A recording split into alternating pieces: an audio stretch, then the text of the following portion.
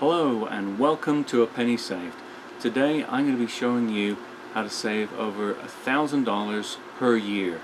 And so stay tuned and I'll show you how.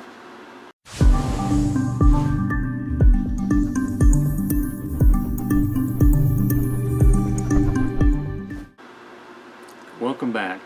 Today we're going to be talking about how to save over $1,000 per year. And really it's quite simple. You just need to do one thing, and that's cut the cable. Okay, the average bill for cable is $103 per month. So you figure over 12 months, that's $1,236 a year. It's quite a bit. Versus an antenna, which my parents now have, and as soon as I can cut the cable bill, I will. So I'm planning on doing it, but I think December is when I can cut the cable bill. So as soon as I can, I'm going to do that. I set up an internal antenna for my parents. They used to get over 100 channels. Now they only get 10 with the internal antenna, but the reception's great and they get all the channels that they need.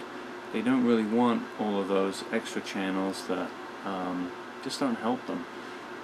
There's just weird and crazy channels. When you're flipping through the channels, you're like, why do I have this? Why am I paying for this?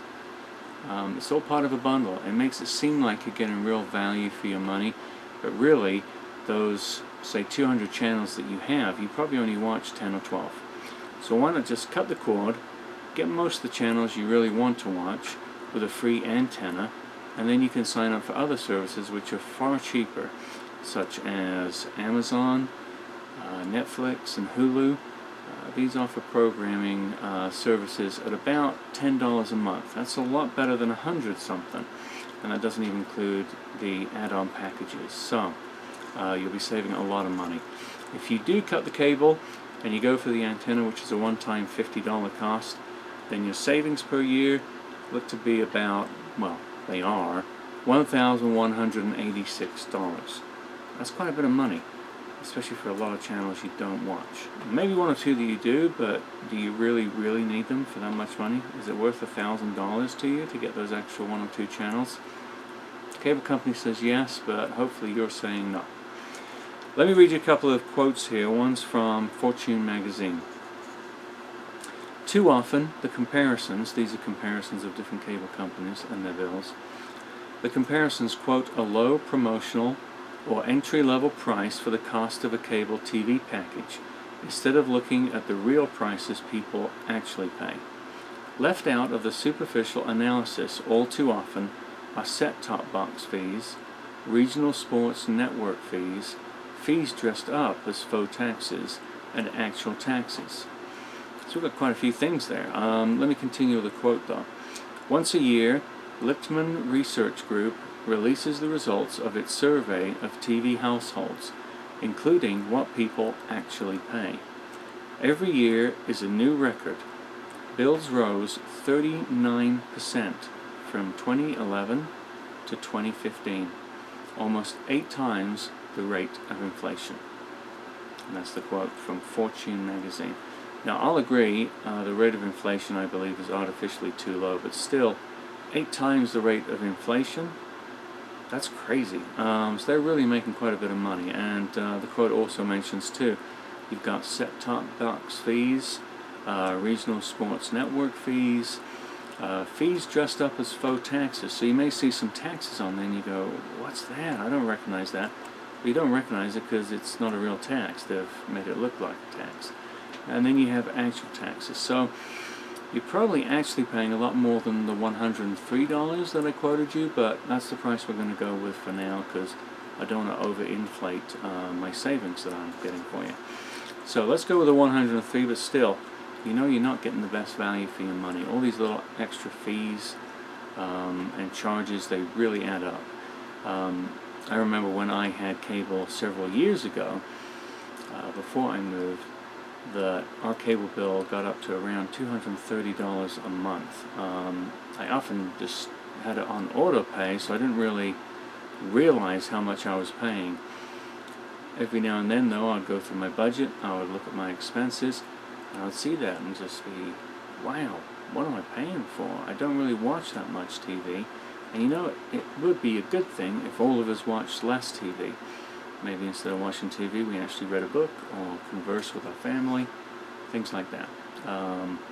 Definitely something that we don't need as much as we think we do. A definite savings that we could, well, most of us, hopefully some of us can't cut that out because we already have, but if you haven't, something I do recommend you should do. Another quote here, this is from the New York Post, October 6th, 2015. We're talking about cable bills too. They say you're also paying for a ton of stuff you're not even using. The cable industry thrives on bundle pricing, in which customers are forced to pay for dozens or even hundreds of channels they never even asked for. Very true. According to Nielsen, the average cable customer watches just 17 channels. Despite those limited viewing habits from 1995 to 2005, the number of channels in the average cable bundle doubled in size. So we got twice the number of channels, but we didn't ask for them, we didn't need them, we don't really want them, and we don't really use them. So, what's the use? Each of these networks charges a fee to the cable company, meaning you're left shelling out cash for whatever not must-see programming is on. Looking at my bill here, Aspire, U2, America, and Pivot. Again, that's from the New York Post, October 6th, 2015. The reporter's giving his experience of his cable bill and some channels that he has, and he's like, what are these? I don't need these. Never heard of them. I never watched them.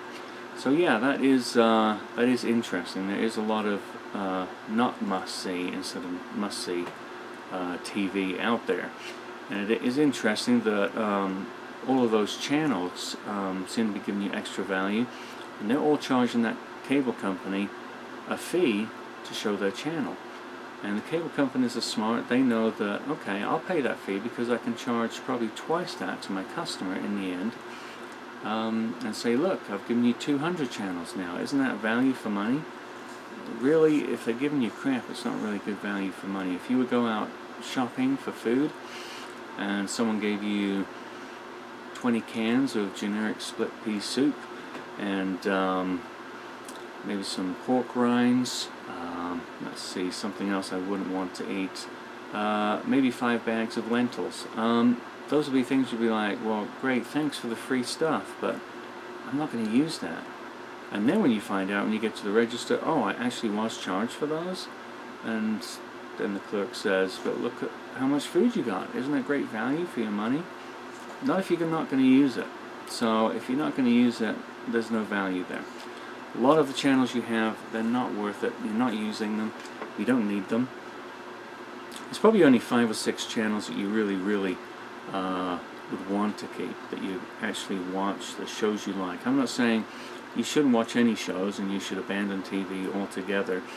You've got to have some downtime. You've got to be able to relax and take it easy. It's good to escape the world and have a couple of shows that you watch and that you like.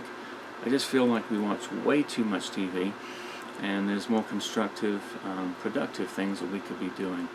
I know you've had a day at work, but I think there's a lot of hobbies and maybe dreams that you're chasing, things that you want to do that you just you don't have time to do. And part of that is because we're stuck behind that TV set too much. So I think we need to cut that cable bill, save over $1,000 per year.